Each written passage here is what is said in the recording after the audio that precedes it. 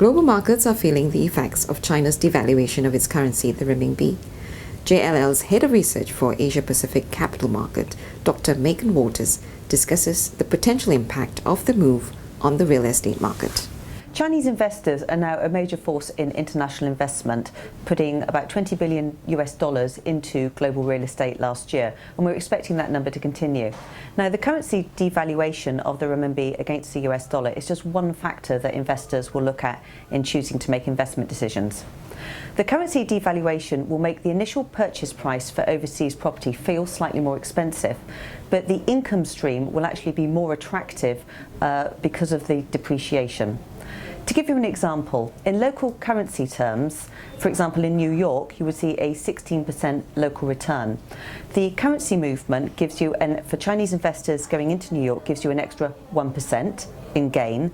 With the devaluation, Chinese investors into New York will see an additional 3% gain, taking their total return from 16% to about 19%. So in that sense, on the income stream, it's actually beneficial for overseas Chinese investors. We expect Chinese overseas investment to continue. Chinese investors started their overseas expansion in the major gateway cities such as London.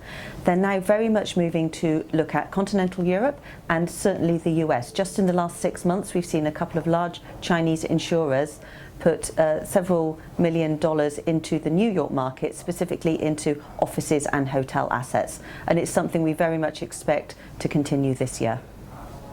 Global real estate markets are actually in very good shape at the moment. We've got a large amount of capital chasing a relatively limited number of assets.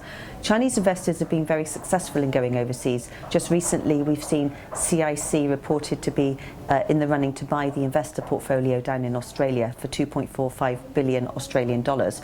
So Chinese investors have been very successful going overseas. We expect this to continue.